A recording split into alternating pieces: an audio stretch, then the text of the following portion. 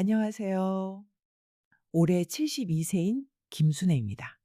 40년 넘게 초등학교에서 아이들을 가르치다가 은퇴한 후 지금은 손자 돌보는 일로 바쁜 나날을 보내고 있어요.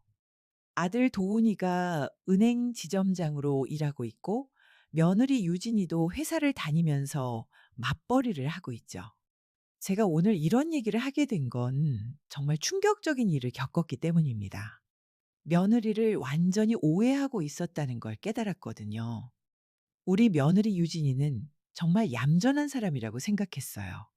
결혼한 지 벌써 15년이 됐는데 한 번도 큰 소리를 낸 적이 없었거든요. 시어머니인 제게도 항상 공손하게 인사하고 명절 때도 성실하게 음식 준비를 도와줬죠. 어머님, 이것도 도와드릴까요? 아니야, 유진아. 넌 회사 일도 바쁜데 많이 도와줬네. 이런 대화가 일상이었어요. 손자 준호도 할머니인 저를 따르지만 엄마인 유진이한테도 무척 잘 따랐고요. 가족 모두가 화목하게 지내고 있다고 생각했습니다. 아들 도훈이도 집에서는 과묵한 편이지만 가족을 위해 열심히 일하는 성실한 사람이에요. 은행에서도 인정받아서 지점장까지 승진했으니 정말 자랑스러운 아들이죠. 며느리도 아들도 손자도 모두 착해서 제가 늘 감사하게 생각하며 살아왔어요. 그런데 이 평온한 일상이 완전히 뒤바뀔 줄은 꿈에도 몰랐습니다. 사건은 지난달 어느 화요일에 시작됐어요. 손자 준호가 학교에서 체험학습비를 내라고 해서 은행에 돈을 찾으러 갔습니다. 은행에 도착해서 번호표를 뽑고 기다리고 있는데 상구 직원과 상담하는 여성의 목소리가 들렸어요. "이번 달 이자는 정말 힘들어서 조금만 늦춰주실 수 없을까요?"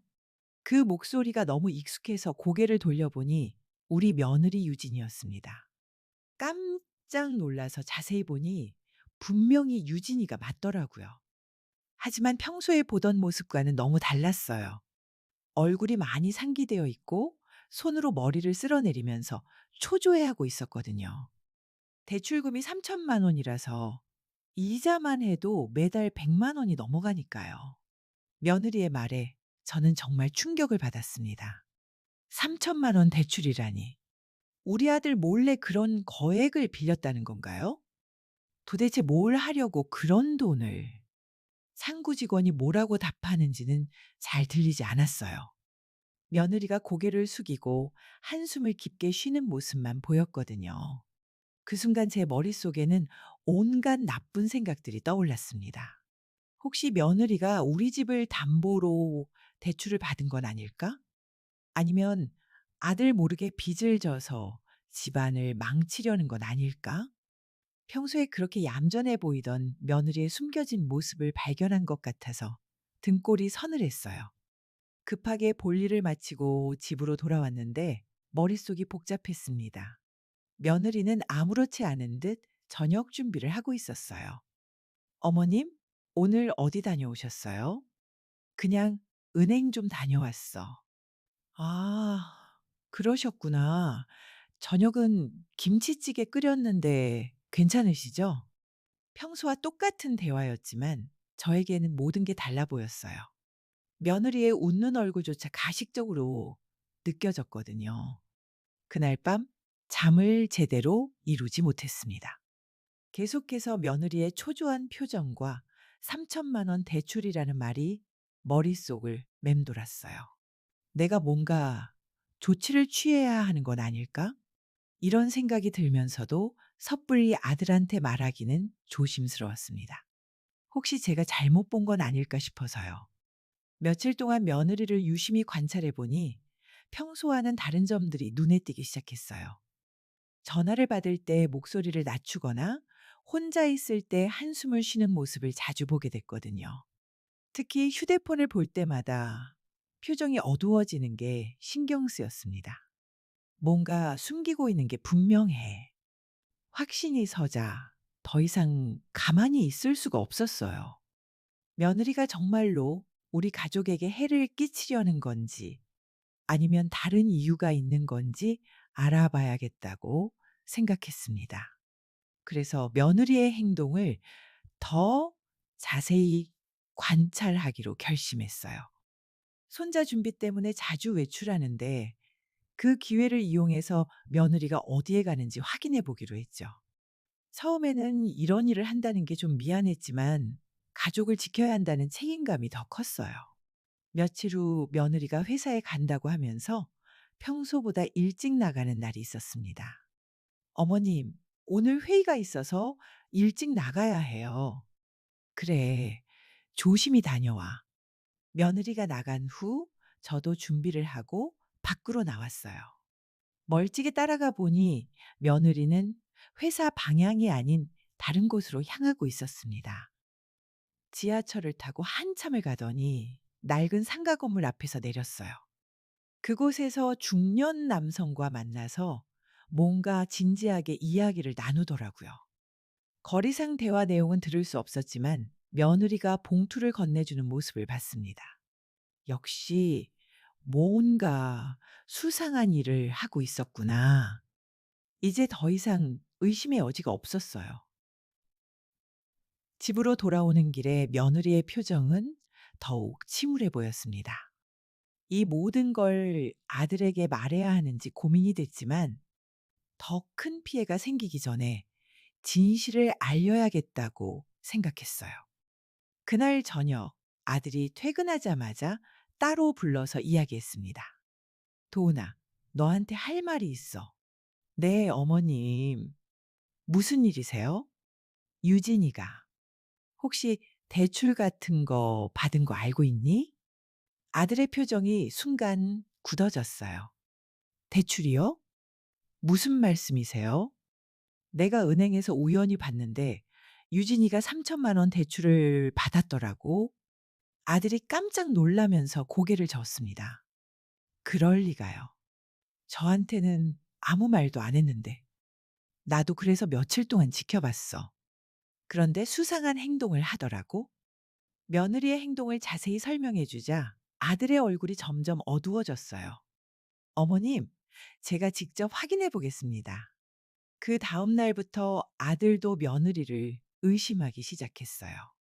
며느리는 평소처럼 행동했지만 가족들의 시선이 달라진 건 눈치채지 못하는 것 같았습니다. 아들이 며느리 통장이나 서류들을 몰래 확인해 보니 정말로 거액의 대출이 있다는 게 확인됐어요. 어머님, 정말 3천만 원 대출이 있네요. 그것도 우리 집 주소로 되어 있어요. 이 말을 듣고 저는 정말 화가 머리끝까지 올랐습니다.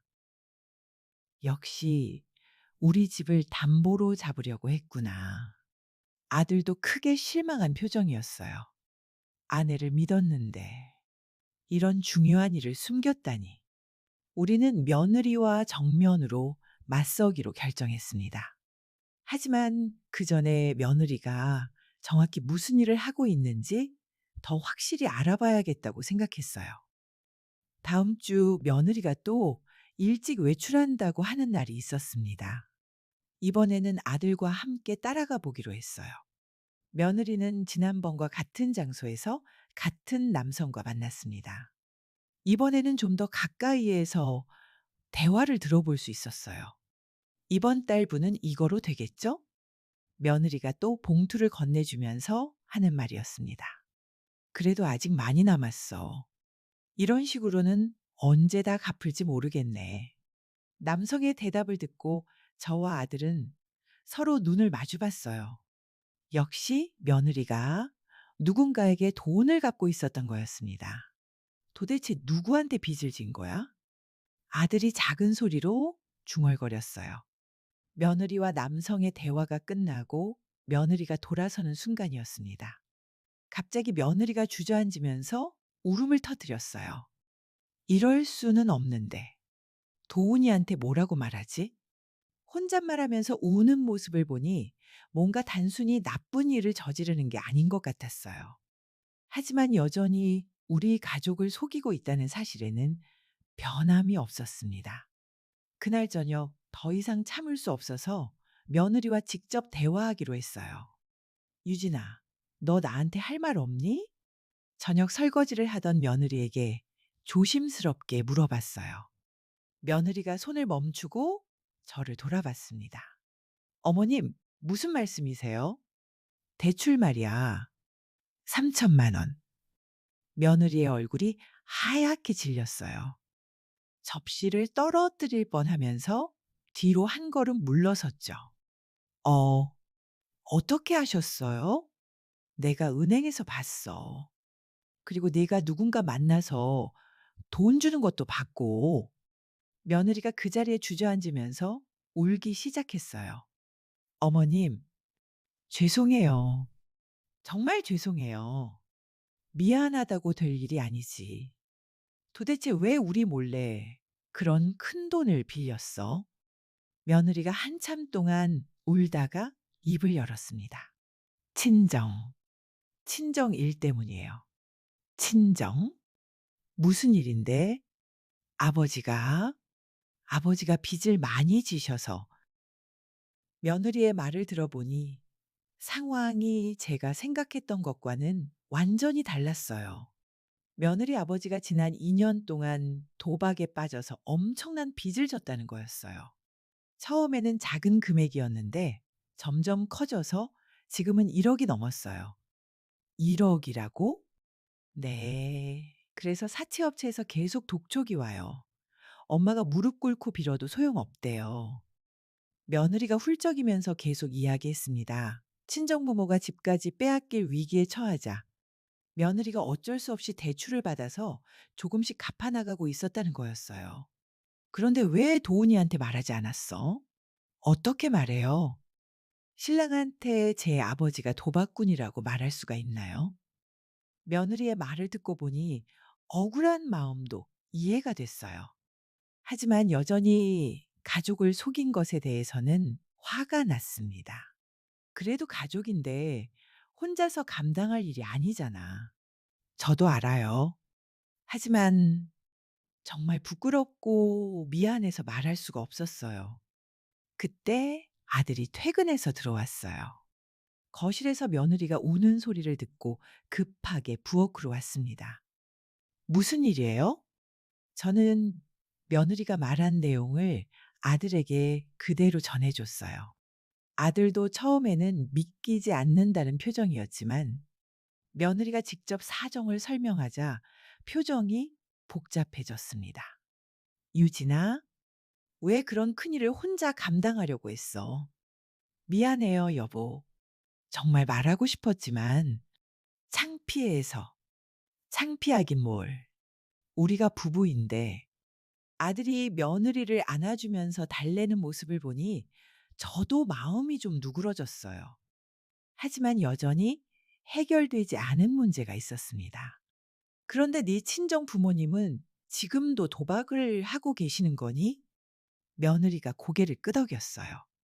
아버지가 이번에는 정말 끊겠다고 하시는데 믿을 수가 없어요. 그럼 우리가 돈을 갚아도 또 빚을 질 수도 있다는 거잖아. 아들의 말에 며느리가 더욱 울었습니다. 그래서 제가 더 괴로웠어요. 끝이 안 보이니까. 이 상황을 보고 있으니 저는 며느리에 대한 오해를 완전히 풀게 됐어요. 며느리는 우리 집을 해치려던 게 아니라 친정을 위해서 희생하고 있었던 거였죠. 하지만 동시에 화가 나는 대상이 바뀌었습니다. 며느리의 친정 부모, 특히 도박을 끊지 않는 장인어른에게 말이에요. 유진아, 내 친정이 어디에 있니? 어머님, 왜요? 내가 직접 가서 확인해 볼 거야. 며느리와 아들이 깜짝 놀랐어요. 어머님, 그러시면 안 돼요. 창피해요. 뭐가 창피해? 이대로 두면 우리 가족이 다 망가질 거야. 저는 결심했어요. 이 문제의 근본 원인인 며느리 친정을 직접 만나서 해결하겠다고요. 며느리가 아무리 말려도 제 마음은 바뀌지 않았습니다. 다음 날 며느리한테 친정 주소를 받아서 직접 찾아갔어요. 생각보다 낡은 동네에 있는 작은 아파트였습니다. 초인종을 눌렀더니 며느리를 닮은 중년 여성이 나왔어요. 어, 누구세요? 안녕하세요. 유진이 시어머니입니다. 아, 사돈 댁. 어쩐 일로? 들어가서 이야기할 수 있을까요? 며느리 어머니가 당황하면서도 저를 안으로 모셨어요. 집안은 생각보다 정리가 잘 되어 있었지만 뭔가 침울한 분위기였습니다. 거실에서 차를 마시며 이야기를 시작했어요. 사돈이 도박을 하신다는 게 사실인가요? 며느리 어머니의 얼굴이 금세 어두워졌어요. 죄송합니다. 유진이한테 피해를 끼쳐서 지금도 하고 계신 거죠? 그게 끊겠다고는 하는데 그때 안방에서 며느리 아버지가 나왔어요. 50대 후반 정도로 보이는데 얼굴이 많이 상해 있고 눈빛이 초조해 보였습니다. 당신이 유진이 시어머니시군요. 그렇습니다. 죄송합니다. 정말 죄송합니다. 며느리 아버지가 갑자기 무릎을 꿇으면서 사과했어요. 저는 그 모습을 보고 더욱 화가 났습니다. 사과로 될 일이에요? 지금까지 얼마나 많은 피해를 끼쳤는지 아세요? 알고 있습니다. 정말 죄송합니다. 우리 며느리가 얼마나 고생했는지 아세요? 가족도 속이고 혼자서 감당하려고 했다고요? 며느리 부모가 모두 고개를 숙였어요. 특히 며느리 어머니는 눈물을 흘리면서 계속 사과했습니다. 사돈 때 정말 죄송해요. 저도 어떻게 해야 할지 모르겠어요. 그동안 얼마나 빚을 졌는지 정확히 말해보세요. 며느리 아버지가 떨리는 목소리로 대답했어요. 총 1억 2천만 원 정도 됩니다. 1억 2천만 원? 제가 듣던 것보다 더 큰 금액이었어요. 그리고 매달 이자만 1천만 원씩 나가고요. 이 말을 듣고 저는 정말 어이가 없었습니다. 그럼 우리 며느리가 아무리 갚아도 원금은 줄지 않는다는 거네요. 죄송합니다. 사과만 하지 말고 대책을 말해보세요. 며느리 아버지가 한참 동안 말을 못하다가 입을 열었어요. 집을 팔아서 갚으려고 했는데 집값이 생각보다 안 나와서 그래도 도박은 계속하신 거죠? 이제, 이제는 정말 안 할 거예요. 그런 말씀을 몇 번 하셨나요? 며느리 어머니가 대신 대답했어요. 벌써, 벌써 5번째예요. 제가 한숨을 깊게 쉬었어요. 이런 상황에서는 아무리 도와줘도 소용없을 것 같았거든요. 하지만 며느리를 생각하면 그냥 두고 볼 수도 없었어요. 좋습니다. 제가 직접 해결해 보겠어요. 사돈 때 대신 조건이 있어요. 며느리 부모가 저를 바라봤습니다. 첫째, 지금 당장 도박을 완전히 끊으세요. 둘째, 앞으로 우리 며느리한테 도움을 요청하지 마세요. 셋째, 만약 다시 도박을 하시면 우리 가족과는 연락을 끊겠어요. 며느리 아버지가 고개를 끄덕였어요. 약속합니다. 정말 약속해요. 말만으로는 믿을 수 없어요. 제가 확인할 방법을 만들겠어요. 저는 그 자리에서 며느리 부모와 자세한 약속을 정했습니다. 그리고 사채 업체와 직접 연락해서 상황을 파악해 보기로 했어요. 집으로 돌아와서 며느리와 아들에게 상황을 설명했습니다. 어머님, 너무 무리하지 마세요. 무리하긴 뭘. 이제 우리 가족 일이잖아. 며느리가 눈물을 흘리면서 감사하다고 했어요. 어머님, 정말 고맙습니다. 고맙기는 처음부터 우리한테 말했으면 이런 고생 안 했을 텐데. 그날부터 저는 본격적으로 이 문제 해결에 나섰습니다. 먼저 사채업체와 연락해서 정확한 빚의 규모와 상환 조건을 확인했어요. 생각보다 이자율이 높아서 이대로 가면 평생 갚아도 끝나지 않을 상황이었습니다. 그래서 법률사무소에도 상담을 받아봤어요. 개인회생이나 파산 신청을 하는 게 낫겠는데요. 변호사의 조언이었습니다. 하지만 며느리 부모가 그런 법적 절차를 밟기에는 여러 제약이 있었어요. 결국 저희가 직접 해결하는 수밖에 없었습니다. 아들과 상의해서 우리 집 전세금 일부를 사용하기로 했어요. 물론 쉬운 결정은 아니었지만 가족을 위한 일이라고 생각했습니다. 어머님, 저희 전세금까지 쓸 필요는 없어요. 아니야, 도훈아. 이 문제를 완전히 해결해야 해. 며느리는 처음에는 절대 안 된다고 했지만 결국 우리의 뜻을 받아들였어요. 사채업체와 협상해서 원금을 한 번에 갚는 조건으로 이자를 대폭 깎아달라고 했어요. 처음에는 거절했지만 계속 협상한 끝에 총 8천만 원에 합의했습니다. 그래도 큰 돈이었지만 이자까지 계속 내는 것보다는 나은 선택이었어요. 며느리 부모에게도 엄격한 조건을 걸었습니다. 앞으로 도박 관련해서 한 번이라도 문제를 일으키시면 이 돈을 다시 갚으셔야 해요. 알겠습니다. 정말 감사합니다. 며느리 아버지가 눈물을 흘리면서 약속했어요. 하지만 저는 여전히 믿을 수 없었습니다. 그래서 며느리 어머니와 따로 만나서 이야기했어요. 사돈 때 남편분을 계속 지켜봐 주세요. 네, 그럴게요. 이번에는 정말 확실하게 말릴 거예요. 만약 다시 도박을 하려고 하시면 바로 저희한테 연락해 주세요. 며느리 어머니도 이제는 각오가 단단해 보였어요. 그동안 너무 많은 고생을 했거든요. 드디어 빚을 모두 갚고 나니 며느리의 표정이 완전히 밝아졌어요. 어머님, 정말 어떻게 감사 인사를 드려야 할지 모르겠어요. 감사하긴. 이제부터 진짜 가족처럼 지내자. 며느리가 제 손을 꼭 잡으면서 울었어요. 그동안 얼마나 혼자서 힘들어 했을지 생각하니 마음이 아팠습니다. 앞으로는 무슨 일이 있어도 혼자 감당하려고 하지 마. 네, 어머님. 약속드려요. 아들도 며느리를 다시 보는 눈빛이 달라졌어요. 처음에는 배신감에 화가 났었지만 이제는 며느리의 희생을 이해하게 됐거든요. 유진아, 미안해. 나도 좀 더 세심하게 살폈어야 했는데. 아니에요, 여보. 제가 말을 안 해서 그런 거죠. 부부가 서로 이해하고 화해하는 모습을 보니 다행스러웠어요. 하지만 제가 가장 중요하게 생각한 건 며느리 아버지의 변화였습니다. 정말로 도박을 끊을 수 있을지 계속 지켜봐야 했거든요. 한 달 후 며느리 어머니에게서 연락이 왔어요. 사돈댁, 우리 영감이 정말 달라졌어요. 어떻게요? 아침에 일어나서 운동도 하고 집 앞 상회에서 아르바이트도 시작했어요. 다행스러운 소식이었어요. 하지만 아직은 안심할 수 없었습니다.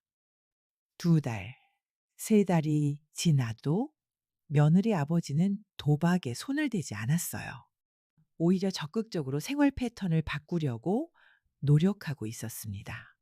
도박 중독자 모임에도 나가기 시작했어요. 며느리 어머니가 전화로 알려준 소식이었어요. 정말 이번에는 달라진 것 같아요. 저도 조금씩 안심하기 시작했습니다. 그리고 무엇보다 며느리가 완전히 달라진 모습을 보여줬어요. 더 이상 무거운 짐을 혼자 지고 있지 않으니까 표정이 밝아지고 웃음소리도 많아졌거든요. 어머님, 오늘 저녁에 제가 좋아하는 음식 해드릴게요. 오, 좋지. 뭘 해줄 거야? 어머님이 좋아하시는 갈비찜이요. 이런 자연스러운 대화가 일상이 됐어요.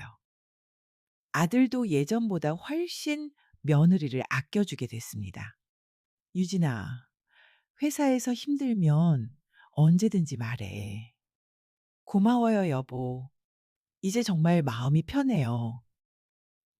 손자 준호도 집 분위기가 좋아진 걸 느끼는지 더 밝아졌어요. 할머니, 엄마가 요즘 많이 웃어요. 그러게, 우리 준호도 좋지? 네, 좋아요.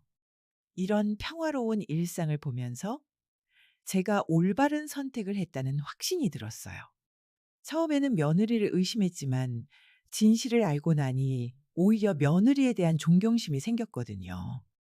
자신을 희생해서라도 가족을 지키려고 했던 며느리의 마음을 이해하게 됐어요.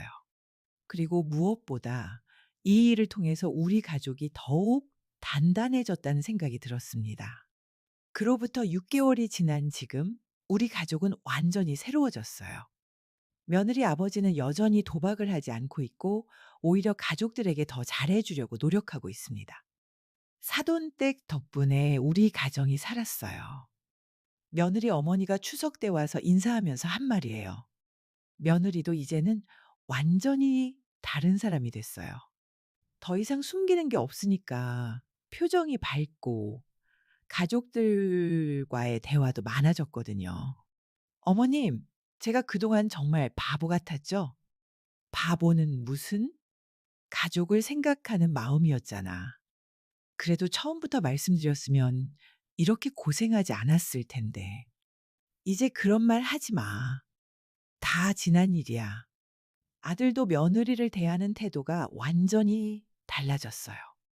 예전보다 훨씬 다정하고 배려 깊게 대해주고 있습니다. 유진아, 고생 많았어. 앞으로는 내가 더 잘할게. 고마워요, 여보. 저도 앞으로는 뭐든지 상의할게요. 부부 사이가 이렇게 좋아진 모습을 보니 제가 다 기뻤어요. 손자 준호도 예전보다 훨씬 밝아졌어요. 집 분위기가 좋아지니까 아이도 덩달아 행복해 보였거든요. 할머니는 정말 대단해요. 대단하긴 뭐가 대단해. 당연한 일을 한 거지. 그래도 우리 가족을 지켜주셔서 고마워요. 이런 말을 들으면 정말 뿌듯했어요. 제가 가족의 기둥 역할을 제대로 해냈다는 생각이 들었거든요. 이제 우리 가족은 서로에게 완전히 솔직해졌어요. 무슨 일이 있어도 숨기지 않고 함께 해결하려고 합니다. 어머님, 회사에서 승진 이야기가 나왔어요. 며느리가 이런 좋은 소식도 바로바로 알려줘요. 오, 정말? 축하한다, 유진아. 감사해요. 어머님 덕분에 마음 편하게 일할 수 있어서 가능한 일인 것 같아요. 이런 대화를 나누면서 정말 행복했어요. 며느리 친정과의 관계도 많이 좋아졌어요. 이제는 명절 때 자연스럽게 왕래하고 서로 안부도 자주 묻고 지내고 있습니다. 며느리 아버지는 제게 특히 감사 인사를 자주 해요. 사돈댁 덕분에 제가 새 사람이 됐습니다. 그런 말씀 마세요. 스스로 노력하신 거죠. 아니에요. 사돈댁이 강하게 말씀해 주셔서 정신을 차릴 수 있었어요. 실제로 며느리 아버지는 완전히 달라졌어요. 도박은 물론이고 가족들에게도 훨씬 책임감 있게 행동하고 있습니다. 가끔 제가 이 모든 일을 돌이켜보면 정말 드라마 같다는 생각이 들어요. 처음에는 며느리가 우리 집을 해치려 한다고 생각했는데 알고 보니 가족을 위해 희생하고 있었던 거였거든요. 그리고 제가 직접 나서서 문제를 해결하면서 우리 가족이 더욱 단단해질 수 있었어요. 어머님, 정말 감사해요. 어머님 같은 시어머니를 둔 제가 행복해요. 며느리가 가끔 이런 말을 할 때면 제가 다 뿌듯했어요. 고맙긴 뭘? 우리가 가족이잖아. 이제 우리는 진짜 가족이 됐어요. 서로를 믿고 무슨 일이 있어도 함께 해결하려고 하는 진짜 가족 말이에요. 아들도 제게 감사하다고 자주 표현해요. 어머님, 정말 대단하세요. 저라면 그렇게 적극적으로 나서지 못했을 거예요. 가족이니까 당연한 거지. 그래도 어머님이 아니었다면 우리 가정이 어떻게 됐을지 이런 인정을 받으니 정말 기분이 좋았어요. 이제 저는 우리 집의 진짜 어른으로서 존경받고 있다는 걸 느꼈거든요. 며느리와의 관계도 이전과는 차원이 다르게 가까워졌어요. 이제는 진짜 딸처럼 편하게 지내고 있습니다. 어머님, 오늘 뭐 드시고 싶으세요? 너 먹고 싶은 거 해. 나는 뭐든 좋아. 그럼 어머님이 좋아하시는 된장찌개 끓일게요. 이런 자연스러운 대화가 일상이 됐어요. 무엇보다 며느리가 더 이상 혼자 고민하지 않는다는 게 가장 다행스러워요. 무슨 일이 있어도 바로 가족들과 상의하거든요. 어머님, 회사에서 이런 일이 있었는데 어떻게 생각하세요? 아, 그래? 내 생각에는 이렇게 소소한 일상도 함께 나누면서 정말 가족다워졌어요. 손자도 할머니를 더 자랑스러워해요. 할머니가 우리 가족을 구해줬어요. 친구들한테 이렇게 말하고 다닌다고 하더라고요. 구해주긴 뭘 구해줘. 당연한 일을 했을 뿐이야. 그래도 할머니 정말 멋있어요. 이런 말을 들으면 가슴이 뿌듯했어요. 이제 우리 가족은 어떤 어려움이 와도 함께 이겨낼 수 있을 거라는 확신이 들어요. 서로를 믿고 의지하는 진짜 가족이 됐거든요. 며느리 친정 문제도 완전히 해결됐고, 무엇보다 며느리가 행복해하는 모습을 보니 제가 올바른 선택을 했다는 생각이 들어요. 처음에는 며느리를 의심했던 제 자신이 부끄럽기도 하지만 그 덕분에 진실을 알게 됐고 문제를 해결할 수 있었으니까 결과적으로는 좋았다고 생각해요. 이제 저는 정말 자랑스러운 시어머니가 됐어요. 며느리도 아들도 손자도 모두 저를 존경하고 의지하고 있거든요. 가족의 기둥으로서 역할을 제대로 해냈다는 뿌듯함이 있어요. 앞으로도 우리 가족에게 어떤 일이 생기더라도 저는 언제든지 나서서 해결할 준비가 되어 있습니다. 그게 바로 가족의 어른이 해야 할 일이라고 생각하거든요. 여러분도 가족 중에 누군가가 혼자 고민하고 있다면 관심을 가지고 지켜봐 주세요. 그리고 진짜 도움이 필요할 때는 주저하지 말고 나서세요. 가족이니까 당연한 일이잖아요. 저희 가족처럼 더 단단하고 행복한 가족이 될 수 있을 거예요. 정말 긴 이야기를 들어주셔서 감사합니다. 우리 가족의 이야기가 다른 분들에게도 조금이나마 도움이 됐으면 좋겠어요. 가족은 정말 소중한 거니까요.